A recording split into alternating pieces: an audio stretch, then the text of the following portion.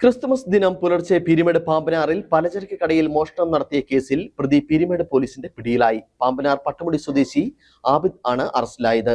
കടയിൽ നിന്ന് 1.25 ലക്ഷം രൂപയാണ് പ്രതി കവർന്നത്.